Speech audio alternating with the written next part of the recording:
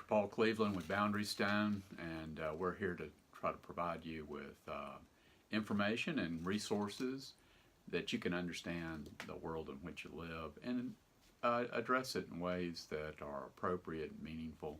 And, because it seems like a lot of times we live in a world that is just chaotic, just chaos everywhere.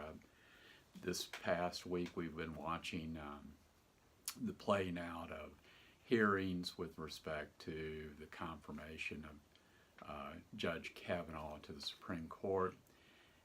And it just seems to be really a nasty sort of affair, I would think. And I think anybody could agree with that, no matter which side you're on. It just really is incredible. And, why is this going on? I think a lot of the reason is, our government has been moving to consolidate power and control over us for years now, well over 100 years. And to do that, they've had to really attack the Constitution.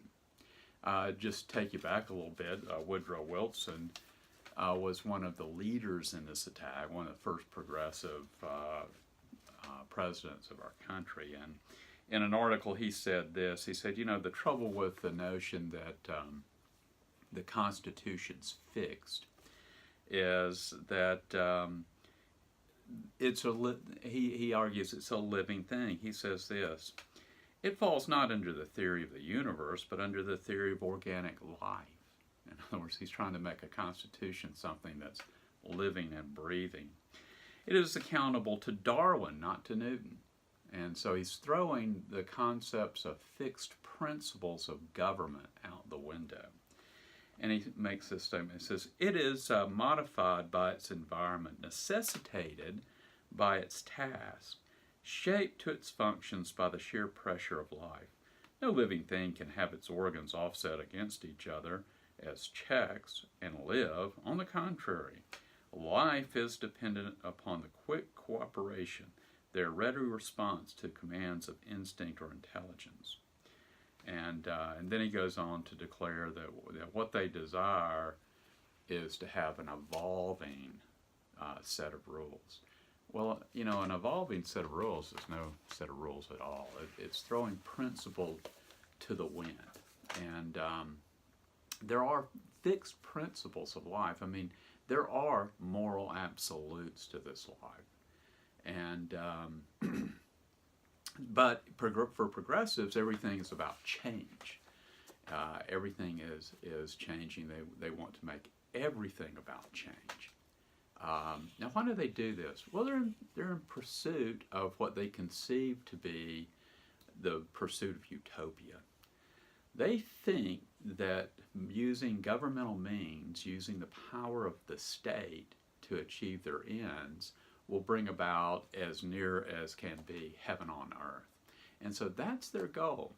And in that, whatever it takes to consolidate power is, according to their point of view, a good thing. No matter how nasty it can get in the process. Now, why do they do this? Well, they do it because they have to be able to look themselves in the face in the morning and think of themselves as good people. And no matter what it is that they've done, no matter whose character has been assaulted, no matter who's been used and abused, none of those things matter anymore to them. And so that's the underlying problem. That's the real problem, is this whole notion of we've got to get power, we've got to get control. Well, there's a lot more to this effort of pursuing utopia through statist means. In fact, that's one of the things I did. That's what I wrote. This particular book is about the great utopian delusion. It's a delusion. There's no way that you can do this, that you're going to create perfection on earth. There's no way that you're going to achieve the greatest good for the greatest number on earth through governmental means. That's a fiction. And instead, what will happen, it will create chaos and hell on earth. Will be the result. Well, Dr. Paul Cleveland and Boundary Stone. Check out our resources. Check out The Great Utopia Delusion if you would like to study more on this topic, to look at the past and learn from history itself. I'll see you next time. Check out our website, boundarystone.org. Talk to you later. Bye.